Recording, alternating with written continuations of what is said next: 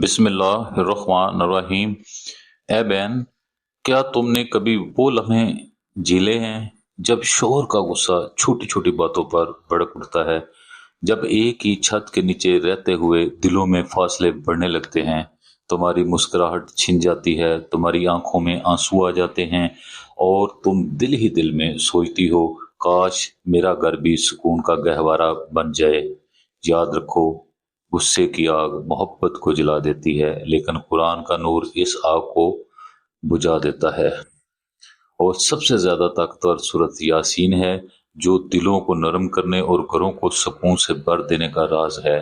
अमल यह है, हर रोज इशा की नमाज के बाद वुजू की हालत में पूरे यकीन के साथ सूरत यासीन की आयत नंबर 58 पर रुक कर 3 मरतबा पढ़ो, सलामुन कौलुन मिन रब्बी रहीम, सलामुन कौलुन मिन रब्बी रहीम, सलामुन कौलुन मिन रब्बी रहीम।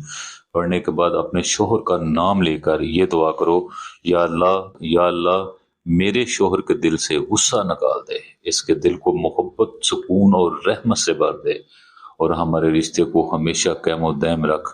ये अमल मुसलसल 7 दिन करो और अल्लाह से पुरुम्मीद रहो। तुम देखोगी, दिल की सख्ती मोम की तरह पिघल जाएगी और तुम्हारे घर में मोहब्बत की रोशनी वापस आ जाएगी। बहन, अल्लाह ने कुरान को शफा और रहमत बनाकर नाजिल किया है। आज से ही ये अमल शुरू करो, क्योंकि शायद यही वो लम्हा है जिससे तुम्हारी जिंदगी बदल सकती है। अगर मेरी प्यारी बहनों को ये अमल अच्छा लगा हो तो मेरी एक दरख्वास्त है, चैनल को सब्सक्राइब करें, वीडियो को लाइक करें और जरूरतमंद बहनों तक जरूर शेयर करें। कमेंट में अपने हाथों से आमीन लिखना मत भूलिए, ताकि सबकी दुआएं एक होकर कबूलियत का जरिया बने। अल्लाह ताला मेरी बहनों के घरों में सुकून और मोहब्बत अता फरमाए। आमीन या रब्बिल आलमीन।